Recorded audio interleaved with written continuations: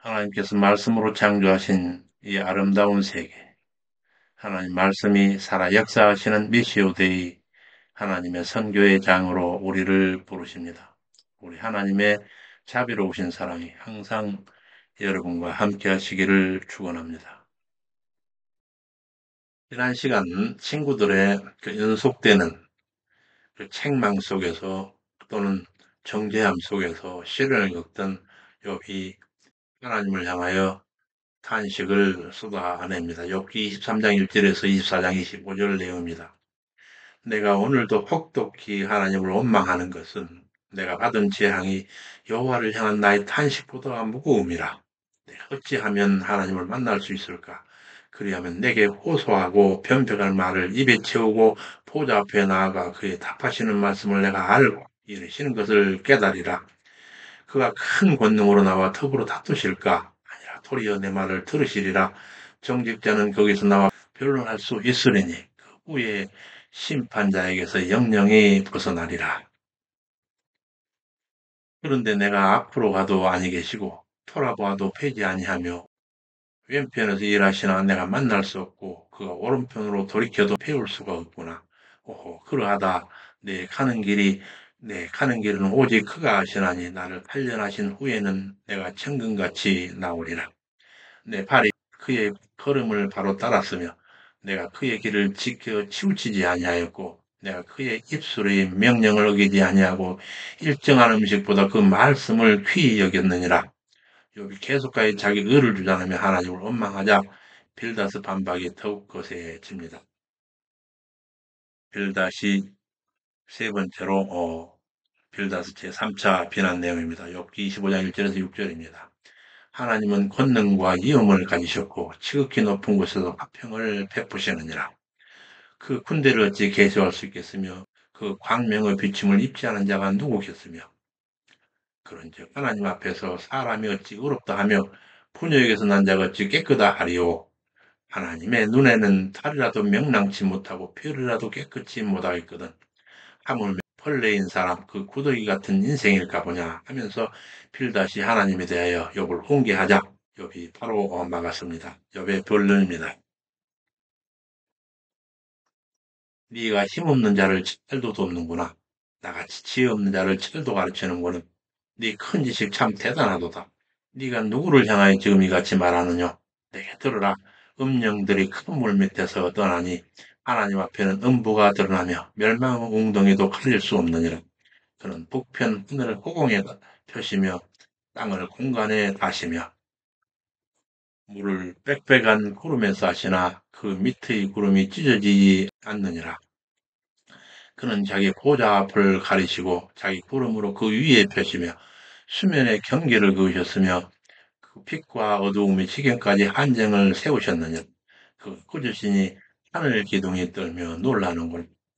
욥은 더 이상 그들과 논쟁이 의미 없다 함을 느끼고 그들을 향하여 다시 한번 자기 결백을 천명하면서 자기 강론을 마무리합니다. 그 마무리하는 강론을 듣겠습니다. 긴 비유를 들어서 강론을 마무리하는데 욥기 27장 1절에서 28절 내용입니다. 제27장에서 나의 의를 빼앗으신 하나님, 나의 영혼을 괴롭게 하신 전능자의 사심을 가리켜 맹세하노니 라고 하는 말로 강론을 시작하는 욥의 태도가 매우 단호합니다. 그가 이르기를 나의 생명이 아직 내 속에 완전히 있고 하나님의 기운이 오히려 내 코에 있느니라. 한즉 결코 내 입술이 불의를 말하지 아니하며 내 혀가 괴유를 바라지 아니하리라. 나는 단정코 너희를 옳다 아니하겠고 죽기 전에는 나의 순전함을 버리지 않을 것이라. 내가 내 의를 굳게 잡고 놓지 아니하리니 일평생 내 마음이 나를 책망치 아니하리라. 참으로 대단한 믿음입니다. 마침내 자신을 대적하는 그들을 악인으로 규정하면서 그들이 받을 보응에 대하여 저주하듯이 토해내는데 그 자손이 번성하여도 팔을 위하며 그 후에는 식물에 배부르지 못할 것이며 그 남은 자는 연병으로 묻히리니 하나님이 그를 아끼지 아니하시고 쏘실 때에 그가 그 손에서 피하려 하여도 소용이 없고 사람들은 박장하며 비소하고 그를 자기 처소에서 쫓아내리라. 이어지는 28장에서는 땅과 거기에 있는 피조물에 대한 자기의 해박한 지식을 구술하면서 지혜에 관한 강론으로 마무리합니다. 이르기를 그런즉 지혜는 어디서 오며 명철의 곳은 어디뇨? 라고 하는 화두로 하나님 말씀을 설파하고 지혜에 대하여 주를 경외함이 곧 지혜요 악을 떠남이 명철이라고 선언하면서 강론을 마치고는 이제부터 법정에선 피고인처럼 최후의 자기의 변론을 토해내는 장면이 전개됩니다.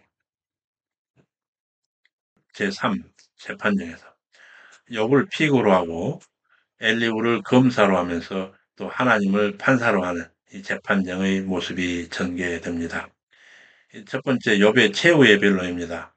욥기 29장 1절에 31장 40절까지 내용에서 자기의 전 생애를 돌아오면서 어, 최후의 변론을 전개하고 그런데 그중에 29장에서 내용이 지나간 내 영광이여 하면서 지나간 자기 옛 영광을 회상해보고 30장에 이르러서는 참담한 내 현실을 보라 하면서 처참한 현재 자기의 처지를 탄식합니다. 그리고 이르러서 31장에서는 자기의 현실적 재앙에 대해서 조목조목 열거하면서 도무지 그 현실을 인정할 수 없다면서 최후 자기 변론을 전개해 나갑니다. 그중에 욥기 31장 35, 36절 보면 누구든 내 변명을 들을지니라. 내 설명이 여기 있으니 천능자가 내게 대답하시기를 원하노라. 내 대적의 기록한 소장이 내게 있으면 내가 어깨에 매기도 하고 멸류관처럼 머리에 쓰기도 하며 내 걸음의 수요를 그에게 고하고 왕족처럼 보무당당하게 그를 가까이 하였으리라. 이렇게 욥의 강론이 끝나자 세 친구들이 입을 열지 못하는데 이제는 람족속 부스사람 엘리후가 욥이 하나님 앞에 끝까지 자기 스스로 무릎 다함을 듣고 노를 바라면서 재판장에서 검사로서의 피고의 죄행을 논구하는 그런 장면입니다. 엘리후 논고가 펼쳐집니다.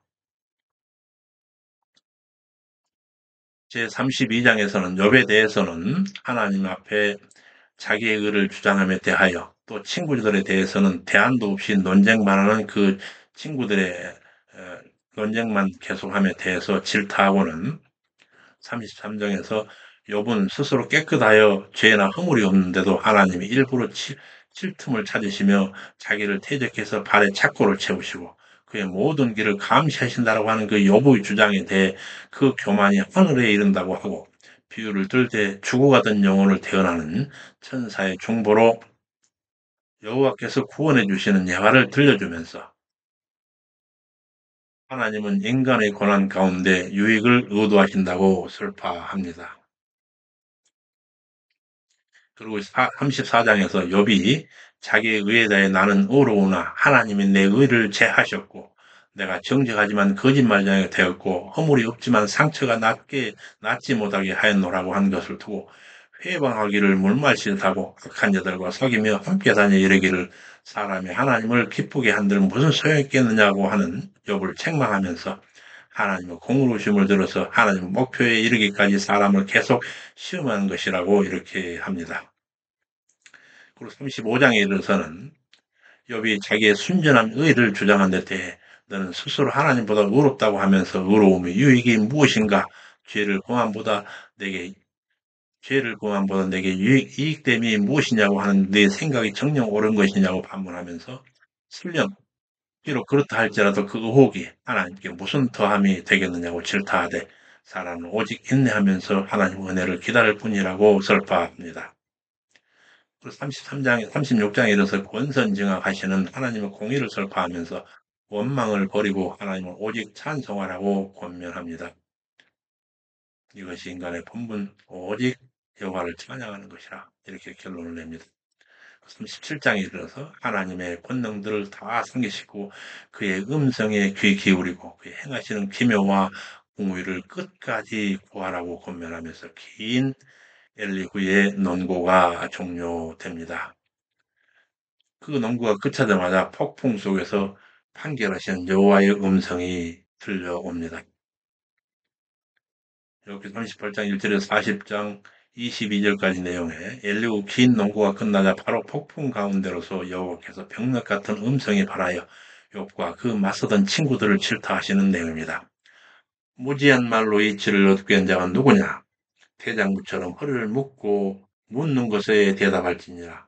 내가 땅의 기초를 놓을 때에 네가 어디에 있었느냐? 누가 그 도량을 정하였었고 누가 그 준성을 그 위에 띄웠으며 그 주천은 무엇 위에 세웠으며 그 모퉁이 돌은 누가 놓았느냐? 네가 낳은 날부터 왜 아침을 명하였느냐? 새벽으로 그 초소를 알게 하여 그것으로 땅 끝에 비추게 하시고 악인을 그 가운데 구축한 일이 있었느냐? 네가 바다 근원에 들어갔었느냐? 깊은 물 밑으로 걸어 산에 보았느냐? 땅의 넓이를 네가 측량했었느냐? 알거든 말할지니라. 변방하는 자가 전능자와 다투겠느냐? 하나님과 변론하겠다는 자가 대답할지니라. 참으로 추상 같으신 하나님의 물음입니다. 여기서 누가 그 준성이라고 먹줄, 이걸 보면 우리 지구상 위에, 이 땅덩어리 위에 이 줄을 그어놨다는 얘기인데, 참으로 대단한 언급입니다. 위도와 경도를 뜻하는 것으로 보입니다. 어떻든 참으로 추상 같은 하나님의 물음에 욥의 음성이 모기소리만 하게 들립니다. 주여 나는 미천하오니 무엇이라 주께 대답하리이까. 손으로 내 입을 그대로 칼릴 뿐이로소이다.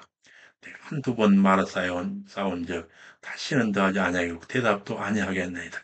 아니라 말하라. 네가 내 심판을 패하겠느냐? 네 의가 나를 가리느냐? 스스로 없다 하려 하여 나를 불의하다 하느냐? 스스로 구원할 수 있느냐? 그리고 41장 일어서는 너의 말은 네가 과연 저 악을라도 낚을 기세였느니라. 온 천하가 내게 속한 것인즉 누가 내게 빛을 주어서 내게 받을 자가 있겠느냐? 내게는 온갖 악을지나 그 위용을 네게 이르지 않을 수 없도다. 하시고는 친히 지으신 악의 위용으로 욥 미약함을 드러내시는 말씀이 이어집니다.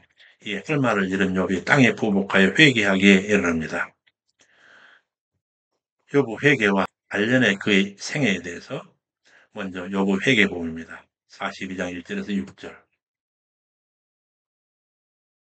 전능하신 주 여호와여 주께서는 무소불능하시며 무슨 경영이든지 못 이루실 것이 없는 줄 아오니 무지한 말로 이 지를 가린 자가 누구니이까 내가 스스로 깨달을 수 없는 일을 말하였고 스스로 알 수 없고 헤아리기 어려운 일을 말하였나이다.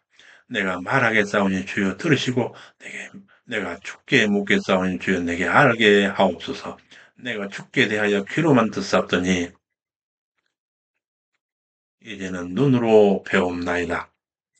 하온즉 제가 스스로 안 하고 티끌과 채 가운데서 회개하나이다. 이 회개를 들으신 여호와께서 욥의 세 친구들에 대하여 조치하십니다. 여기 42장 7절에 11절 대만 사람 엘리바스 그가 논쟁을 시작했죠. 그러 엘리바스로부터 해서 이르시되 내가 너와 네 두 친구에게 노하노니 너희가 나를 가리켜 말한 것이 내 종 욥같이 정당하지 못함이니라. 그런즉 수송아지 7과 수양 7을 취하여 내 종 욥에게 가서 너희를 위하여 번제를 드리라. 그가 너희를 위해 기도한즉 내가 받고 너희 우매대로 갚지 아니하리라.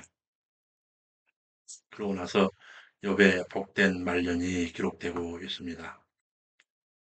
욥의 복된 말년 42장 12절에 17절 말씀 여호와께서 욥은 5년에 복을 주사 처음 복보다 더하게 하시니 양 1만 4천과 약대 6천과 소 1천 결의와 암낙이 7천을 두었고 아들 7과 딸 3을 낳았는데 첫 딸은 여미마라 하였고 둘째 딸은 크시아라 셋째 딸은 케렌합북이라고 하였더니 전국에 그들만큼 아리따운 여자가 없었더라. 그들에게도 오라비처럼 산업을 주었더라. 그 후 욥이 140년을 살며 아들 손자 4대를 보았고 나이 들어 수한이 되어 죽었더라. 이렇게 욥이 벗들을 위해 복을 빌었더니 그들이 곤경에서 벗어났고 욥은 전보다 더 큰 복을 받았던 그 말년을 보냈다는 얘기로 욥기가 마무리됩니다. 이렇게 사실 따지고 보면 인간적인 측면에서 생각할 때 욥의 친구들도 이 온당한 말들을 한 것으로 보입니다. 그러나 그들은 욥의 형편에 공의는 있었지만 자비에 대해서는 전혀 없이 욥을 정죄하고 판단하는 일에 급급했습니다.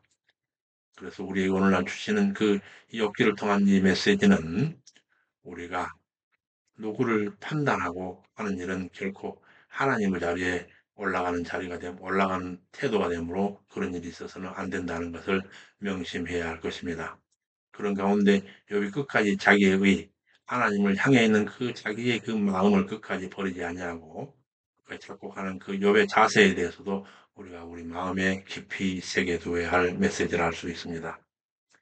이렇게 제2편 제사장 나라 수립 제1장 제사장의 백성에서 제4절 당대 의인 욥의 그 전생애에 대해서 다 살폈습니다. 다음 시간은 제5절 야곱의 후반 생애로 들어가겠습니다. 수고 많으셨습니다. 주님의 자비로우신 은혜가 항상 여러분 가정에 함께 하시기를 축원합니다. 감사합니다. 샬롬.